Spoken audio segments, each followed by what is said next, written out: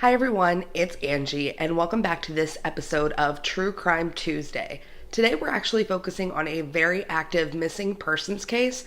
So a lot of the information on the internet has repeated itself and there's not much to go on, but I'm going to be presenting the case the best that I can. Today's case is going to be on the disappearance of Savannah Spurlock, who was last seen in Lexington, Kentucky on January 4th of 2019. Savannah Spurlock was born in 1996 and she was 22 years old at the time of her disappearance. She attended high school at Madison Central High School and went on to Eastern Kentucky University for a little bit. And at the time of her disappearance, she worked at Shakespeare & Co. USA, which is a restaurant in Richmond. So in December of 2018, Savannah gave birth to twin boys with her ex-partner Shaquille Smith. She also had a 2-year-old boy with Shaquille as well. And she had a 4-year-old child whose father wasn't in the picture much. So his grandfather looked after him quite a bit and liked spending time with him. Shortly after she gave birth to her twins, Savannah was pulled over for a DUI and her court date was set up sometime in January of 2019, but she would miss it because by that time she had disappeared. So on January 3rd of 2019, Savannah asked her mom if she could borrow her car. She wanted to go out and have a good night with her friends. Her mother said yes, so she took her car. She met up with a girlfriend, and then they headed over to a male friend's house where they all got into a different car. I think it was his car, but I haven't been able to find out definitively. But they all got into a car, and in one of these cars, Savannah's purse and wallet were actually left behind. And Savannah's mother, Ellen, said that this was very unusual for her. Savannah and her friends were heading to Lexington, Kentucky, which is about 30 minutes away. And it's a bigger city, so there's more available options for going out and going to bars and things like that. So sometime that evening, Savannah must have gotten separated from her friends. The articles aren't really clear about what happened or how they got split up. But this does remind me a lot of the Berna Brunsdorf case out of Iceland, where a girl went out with her friends and got separated. And it's just sad. We have to remind ourselves that if we go out, we need to stay with the people we go out with. We need to make sure that everybody has someone to hold them accountable, someone to help them and make sure they're safe and make sure they get home okay and things like that. It's never okay to leave one person to fend for themselves, even if they say they're going to be okay. It's always better to err on the side of caution. Around 2:34 a.m., Savannah was spotted on surveillance footage leaving a place called the Other Bar in Lexington, Kentucky, and she was accompanied by a white male as well as an African-American male. She had her arms linked with the African-American male, and the white male was a couple paces ahead of them. She was seen wearing a black top, a maroon skirt, and a pair of heels. But this leads me to a certain question.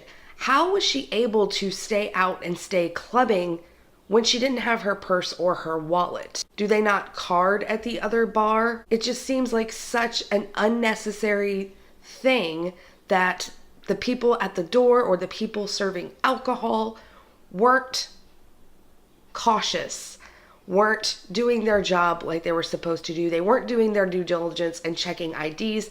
I know that if I go out around the city where I live, I still get carded all the time. And that's what they're supposed to do. Now, Savannah was 22, and I'm a few years older than Savannah, but when I look at people that are 21, 22, and have a drink in their hand, a lot of the times I think to myself, are you old enough to be drinking that right now?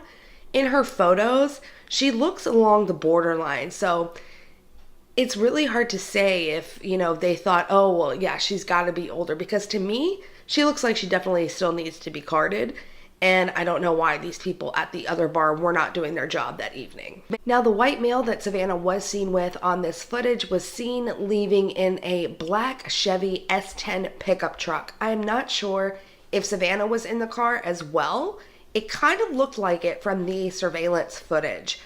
But Savannah did make a FaceTime phone call to her mother at 3 a.m. And her mother, Ellen, said that there was a male driver and then 2 to 3 people in the back seat, and they were kind of loud.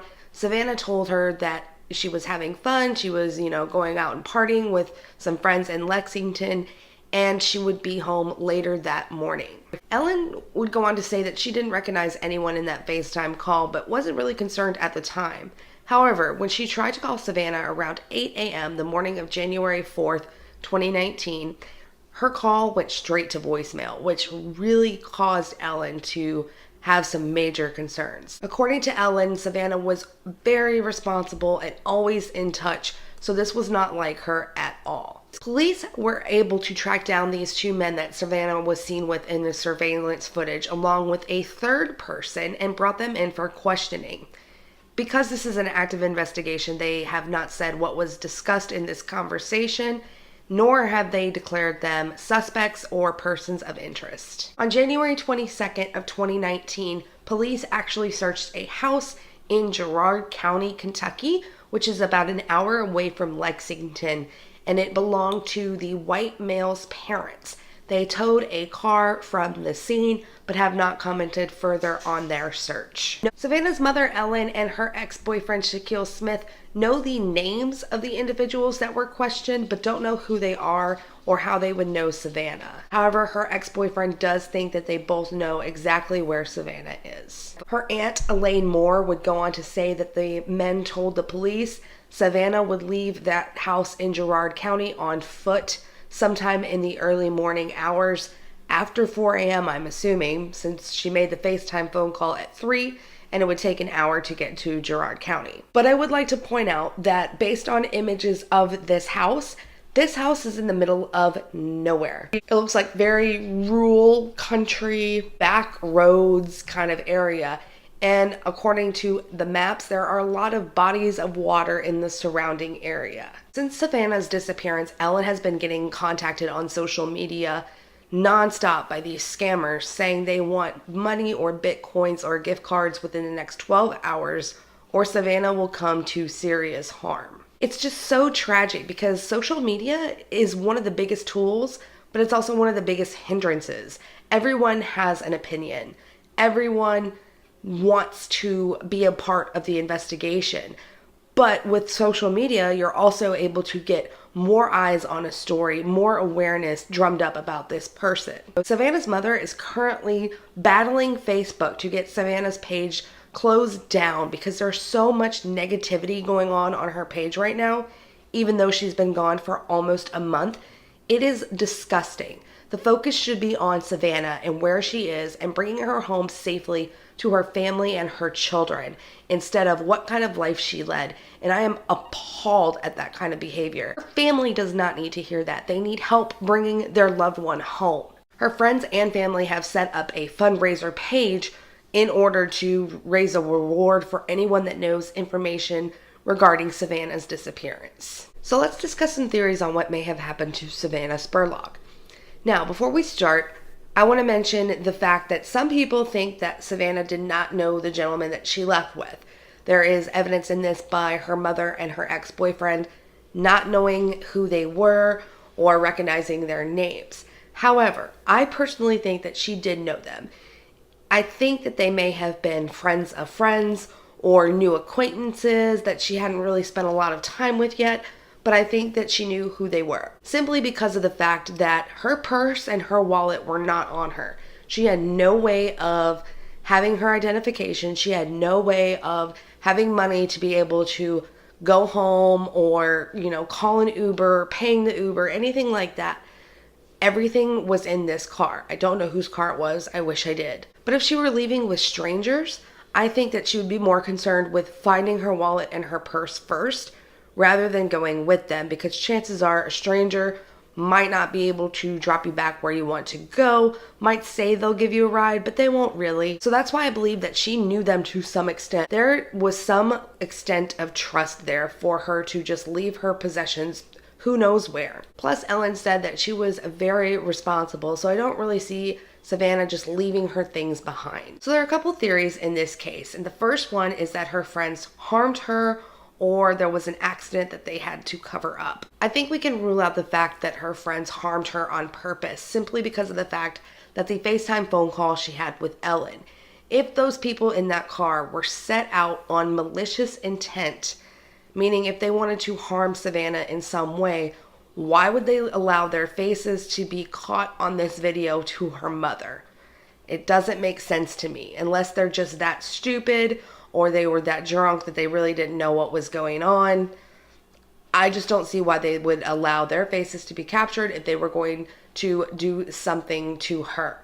Also, I'm wondering how the police were able to track down the two men that were seen on the surveillance footage. I'm wondering if they voluntarily came forward or if the police were able to, put two and two together and figure out who the people in the photo were. Now, there could have been an accident that they had to cover up at the house in Girard County. Like I said, this is in the middle of nowhere. There were quite a few bodies of water around. Right across the street from the house, there is this huge barn that just looks a little run down. Like, it still has the shell, but it just doesn't look in the best condition. And tons of field around there. Could it be possible that she had way too much to drink and fell and hit her head? Or maybe drugs were involved in some extent? I don't know her history, so I'm not going to speculate on that. But the friends might have covered up this accident. So I'm wondering how thorough the search of the house in Girard County was. If they searched the surrounding area, any outbuildings on this house. Like I said, it's still an active investigation, so there's not a lot to go on. All we know for certain is that they did seize a car from this home. The second theory is that she left the house on foot, like the men said. Yep. Left the house on foot after 4 a.m. in the pitch black, presumably a dead or dying phone since it was off at 8 a.m. And she either met with foul play after she left the house or had an accident. And the last theory is that she just left the house and needed to get away. She was feeling under pressure and just wanted to step away from her life for a little bit. This I find highly unlikely. Like I said, her mother considered her very responsible. She had 4 children, 2 newborn babies, and she didn't have anything on her. So since the time of recording this video, there has been a new CCTV surveillance photo, which I've inserted right here, that does show Savannah with a purse. The purse doesn't look very full, however, because the bag is curling toward the bottom. She might have had her wallet, but she clearly didn't have a coat. So this could have very well been her leaving that house on her own, like those boys said. I don't believe that's the case, but we shall see. She didn't have her purse. She didn't have her wallet. Her phone was probably dying. I know sometimes when calls go to voicemail, it means someone's turned off the phone. Other times it means that the phone has died. So it stands to reason that she does not have a power cord on her or anything like that. This phone is her lifeline to her family.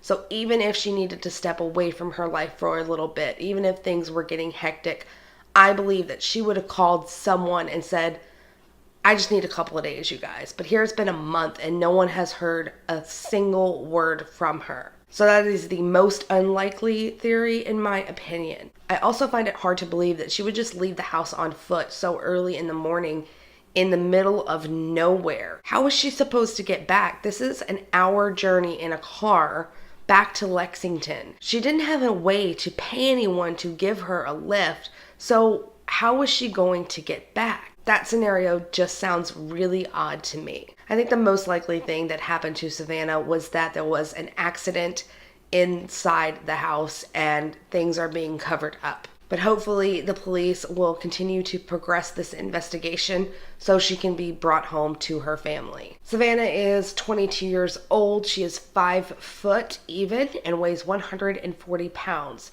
She has shoulder-length brown hair and brown eyes. She has piercings in her ear along with her Marilyn, which is just above the lip, and multiple tattoos, which I'm going to read off to you now. So on her feet, she has a sun, Roman numerals, U.S. Navy, and a flower on her ankle. On her shoulder, there is a rose, and on her back, there's a saying that says, I am her daughter. And then on the right side of her torso, there is a Bible verse, which I believe is the verse that says, I can do all things through Christ, which strengthens me. Anyone with information about Savannah Spurlock's disappearance is encouraged to call the Richmond Police Department. Their number is 859-624-4776. Again, that's 859-624-4776. 4776, and I will leave their contact information listed in the description down below. So that's the case of Savannah Spurlock. I hope she is found soon and her family can have some ending to this horrible ordeal that they must be going through. If we receive any more information on this case, I will do an update video on it. I would like to take this quick second to remind everyone to be respectful on any form of social media. Guys, these families are going through horrible situations, and their sole focus should be on finding their loved one, not having to battle these monsters on social media. But I think the most important thing that I hope people take away from this video is just talking about Savannah, spreading her story, sharing her poster on social media. The more eyes we can get on this case, the better. I'm going to be leaving links to some photos as well as her missing persons poster down in the description below. So if you guys just want to copy that link and post it to your social media, let's get Savannah's story more exposure and hopefully bring her home. I will see you guys in my next video. Bye!